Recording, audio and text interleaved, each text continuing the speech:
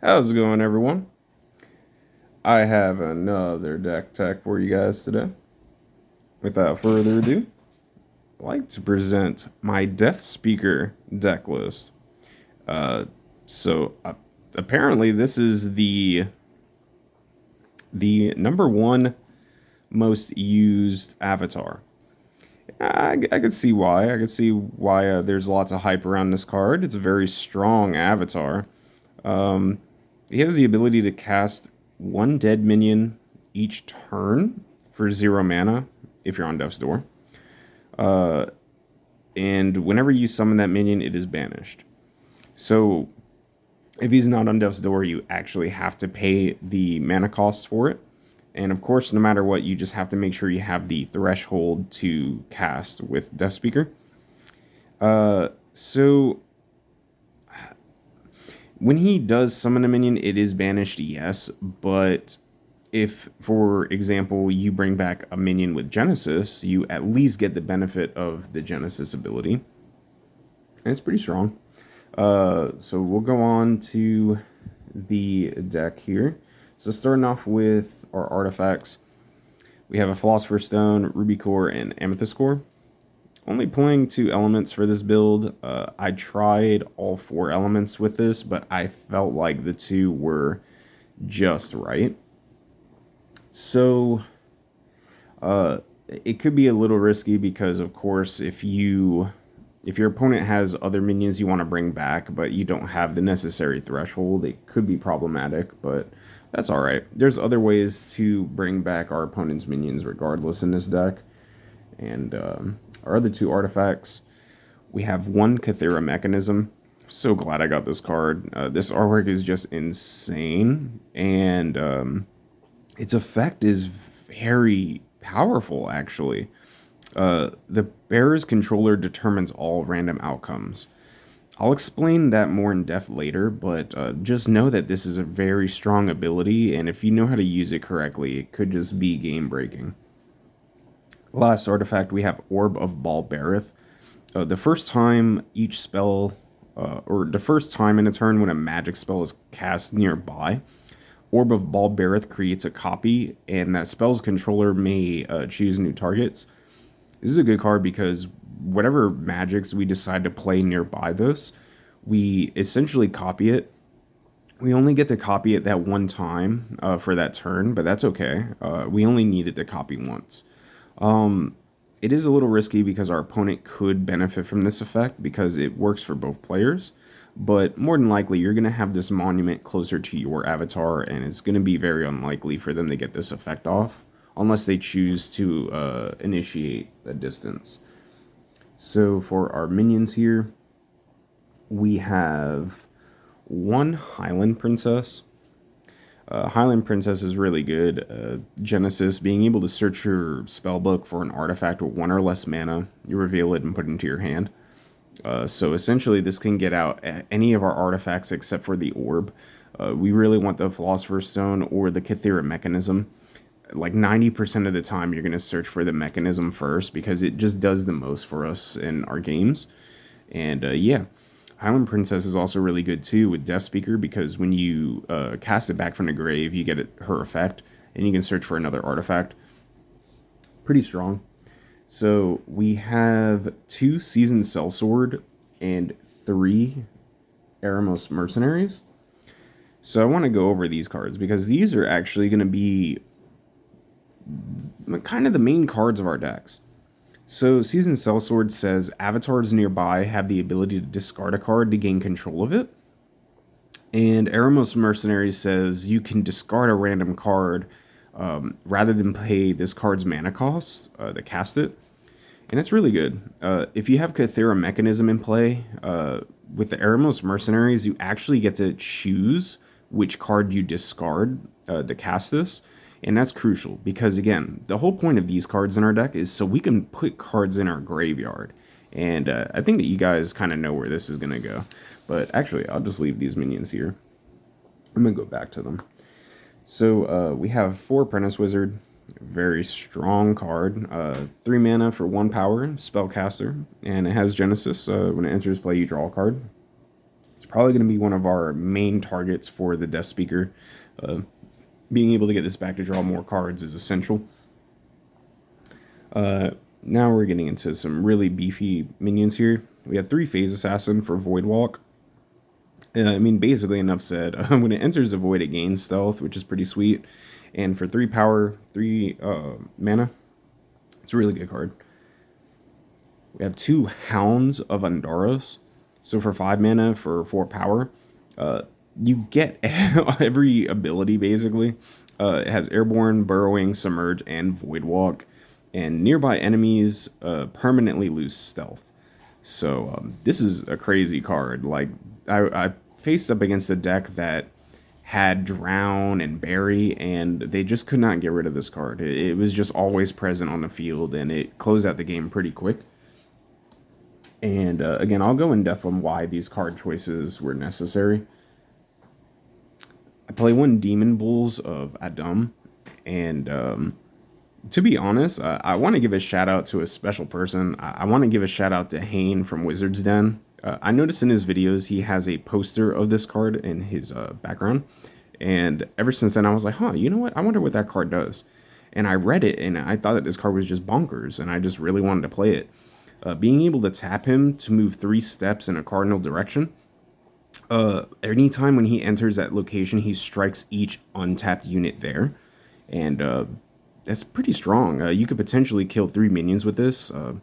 Remember, they have to be untapped units in order to, kill them, or strike them rather. But that's okay.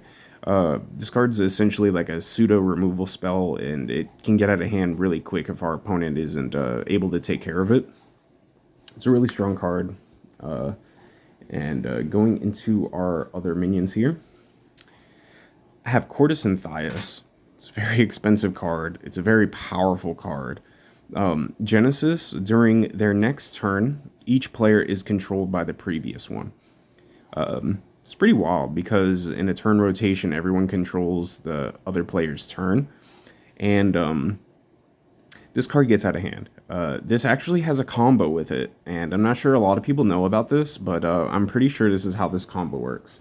So, say for example, we have a Seasoned Sellsword near our opponent's avatar, and let's say it attacked, dealt damage, whatever. And now we play Courtesan Thais. So now, by the time I end my turn, I'm going to control my opponent on the following turn. So what will happen is that when I take their turn, since this is nearby my opponent's avatar, I can essentially discard their entire hand. And the only reason why I believe this works is, I know it's a different game, but in Magic the Gathering, you can still gain control of a card you own. And if I assume this is how this works, I can basically, since I'm controlling my opponent and this is nearby my opponent's avatar, I can control this card to just discard a card, gain control of it, and I can keep using the ability to discard to gain control of this card. And by the time it's my turn, my opponent will control me because of the Courtesan Thais, and they will try to discard my hand, but since this is more than likely nearby my opponent's avatar, it's not going to be nearby me, so they wouldn't be able to discard my hand.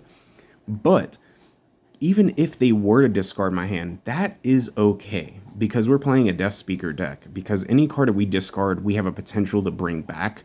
And of course, Courtesan Thais we can bring back, and since she has a Genesis ability, we can activate her ability again to control our opponent.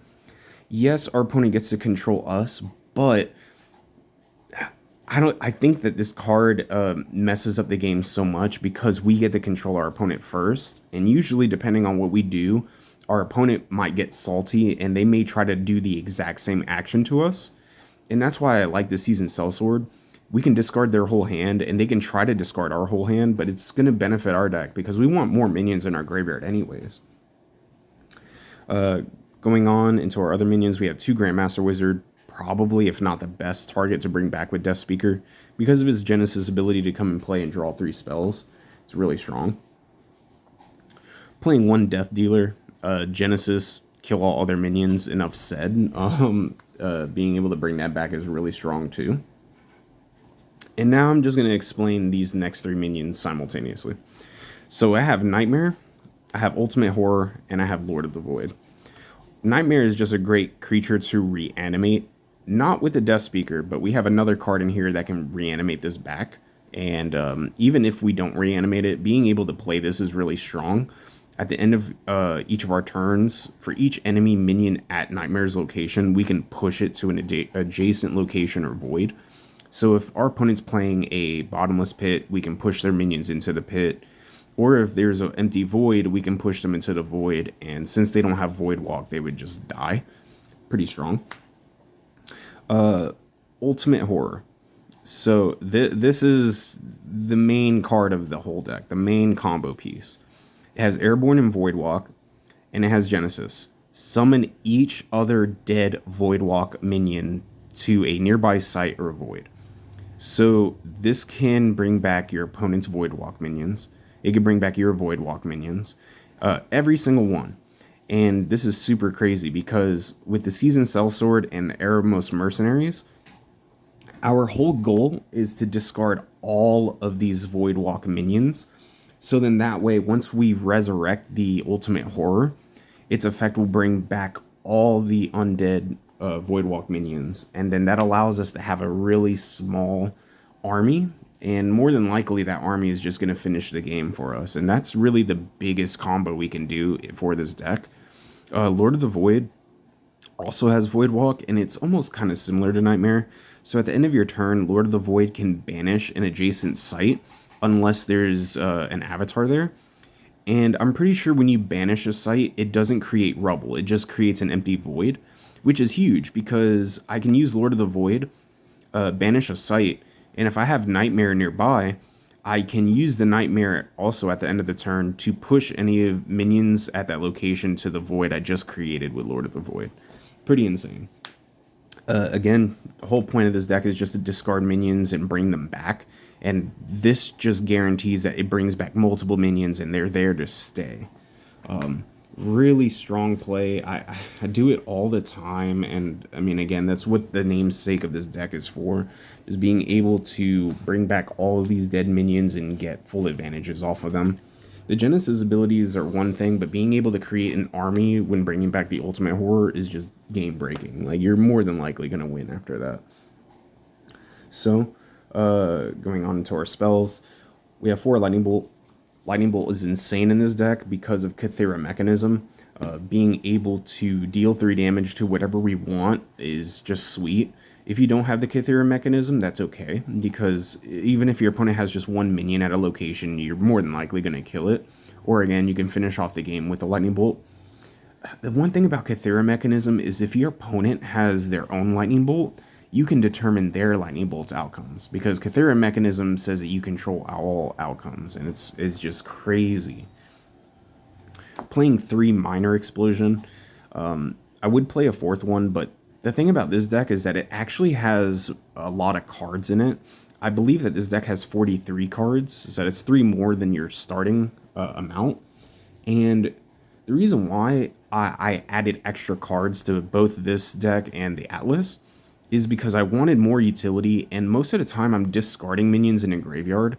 So I feel like that's just emptying out my hand, and it just doesn't have enough space for certain cards.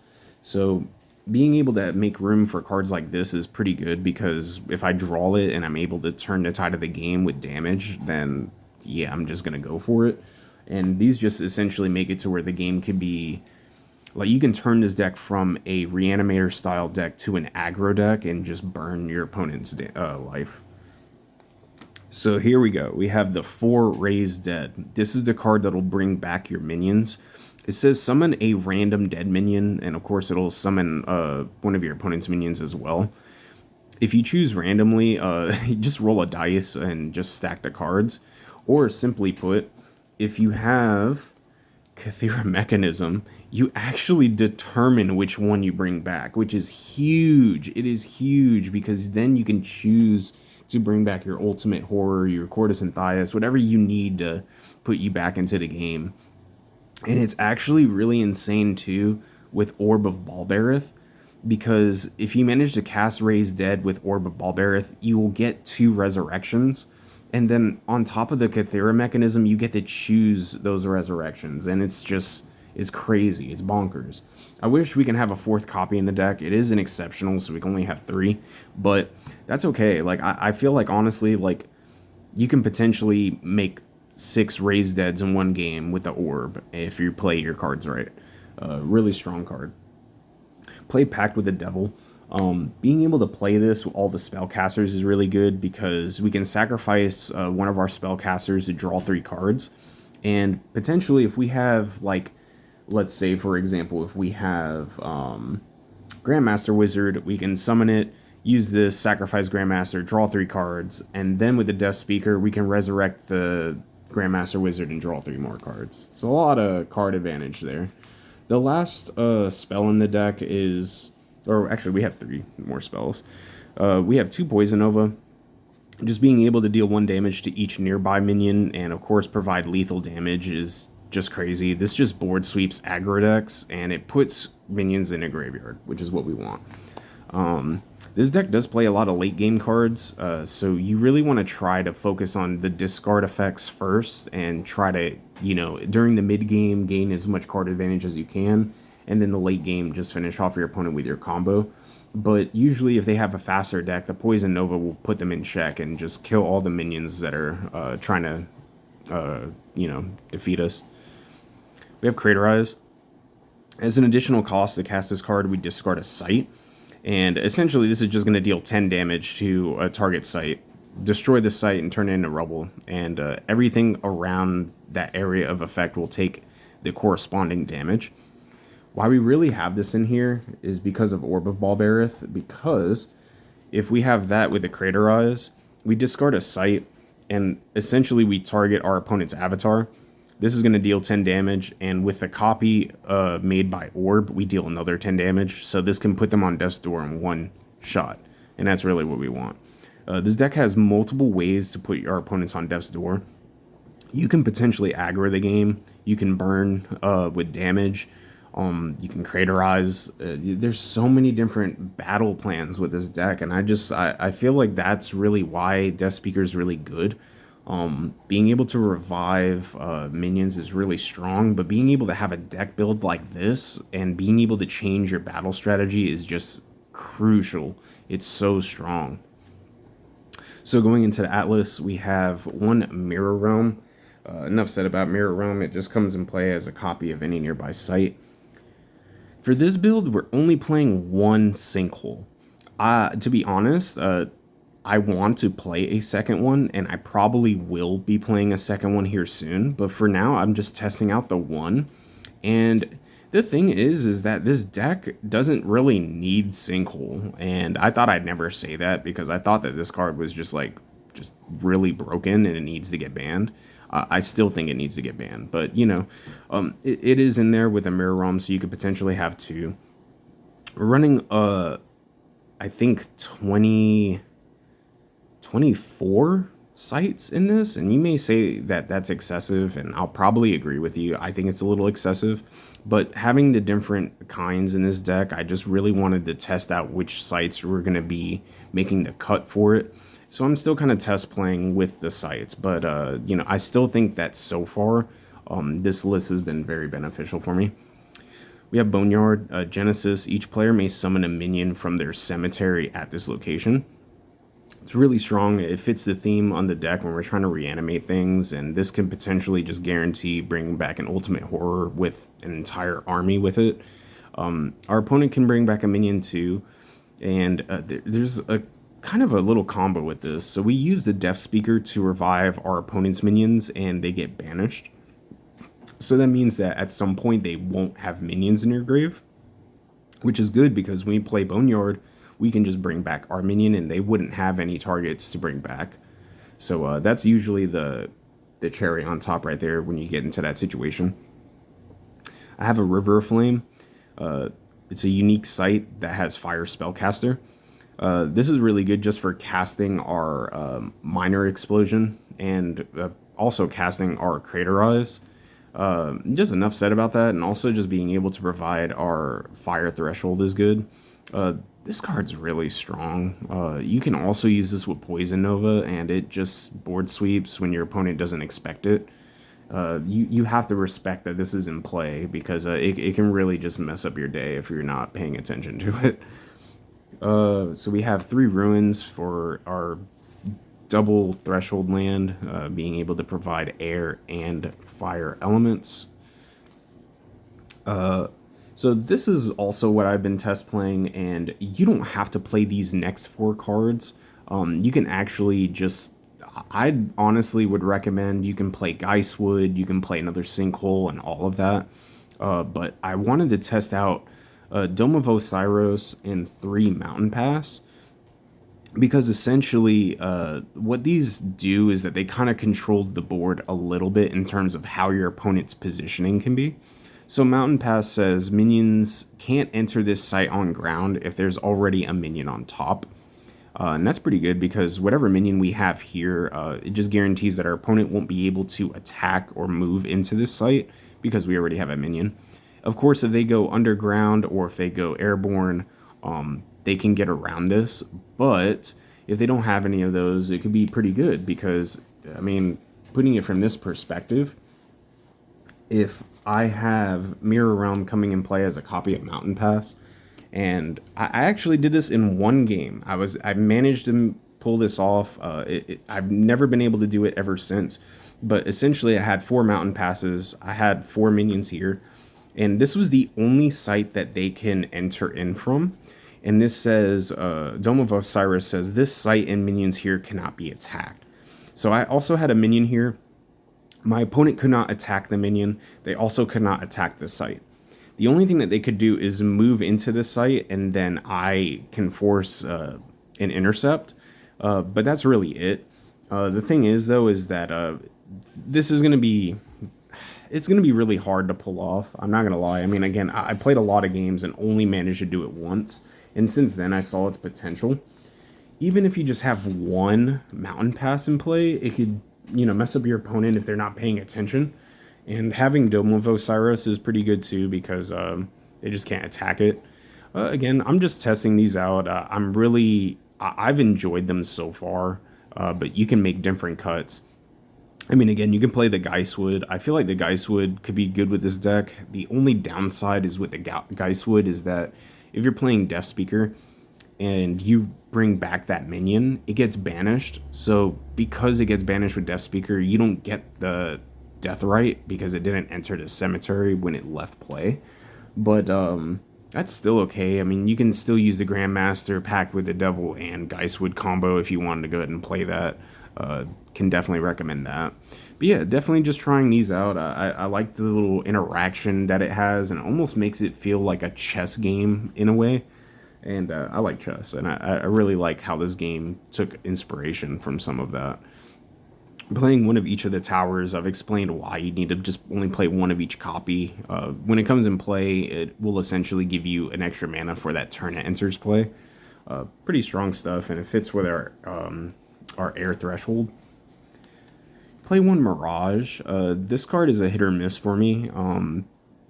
When you want to play Mirage, you can choose to return a site you own back to your hand, and then play Mirage in the site that you return the land back from. So that's really good, because you can return these towers, reactivate them, get their extra mana ability.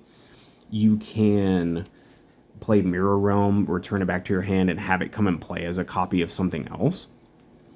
You can also, of course, bring back Boneyard, and Boneyard's really good because, of course, when it comes in play, it revives a minion. So you can potentially get 2 effects off with Boneyard. In 1 game, I managed to activate Boneyard 3 times, just by initially playing it, returning it back with my hand with Mirage to replay it, and then Mirror Realm to copy it again. And I got 3 activations off of that. So that's why Mirage is in there. It definitely adds a little bit of versatility to your deck. It also makes these next cards really good.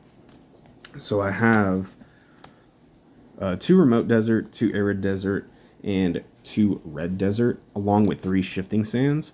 So this is kind of another way how to fight like aggro decks or fast decks, because when these deserts enter play, you deal 1 damage to each minion on top of a target nearby site, which is pretty good. One time I killed 3 Apprentice Wizards because they just stacked them all in one spot, and I was like, okay, I'll play this, deal 1 damage to them, pretty sweet. But the Shifting Sands is really good because when it enters play, you reactivate the Genesis abilities of all your nearby deserts, and that can just get insane because I had 3 out at one point, and I activated the Shifting Sands to deal 3 damage to everything at one location, and that could get out of hand. Of course, with the Mirage, you can even return this back to your hand and reactivate its ability. You can do the same thing with all these other Genesis effects as well. So yeah, that's really it for the Atlas. It's more of an experimental Atlas more than anything. Again, I believe 1, 2, 3, 4, 5, 6, 7, 8, 9, 10, 11, 12, 13, 14, 15, 16, 17, 18, 19, 20, 21, 22, 23, 24. Yeah, 24 cards in this Atlas. You can cut down 4 cards. You can replace cards. You can do whatever you want with this. Just as long as you, of course, have the red and air threshold, you can't go wrong with it. So yeah, that's it for this insanely powerful Deathspeaker deck. I kind of see now what the hype is all about. This deck build, I don't think anyone is playing this deck build. Of course, I like to build decks people aren't playing. One, just so I can like get the credit and say that I was the first person to build this deck. But also at the same time, I like to explore different strategies in the game. And I've seen how people were playing Deathspeaker originally. You know, they played it with Sacred Scarabs, Vile Imp, and other powerful Genesis abilities. You can definitely play it that way. I just really wanted to play a kind of gambling deck with Kythera Mechanism and other like Reanimator strategies. And again, being able to reanimate like these really big minions is super fun. I mean, again, when you play Ultimate Horror and bring back all these Voidwalk minions back into play, it just gets just completely out of hand, and it could just turn the tide of the game. So again, that's it for the Deathspeaker deck. I hope that you guys enjoyed. Sorry about like posting my videos at random times. I've been going through work, and it's kind of hard to make videos. It's really hard to edit videos too. I'm hoping that I'm going to be able to make some better videos in the future for you guys. So continue to support the channel, comment, like, subscribe. I'd really appreciate it. So tell your fans and people about my awesome decks. And yeah, expect to see some of these in tournaments soon. Yeah, without that, I hope you guys have a great week, and, you know, have a good one.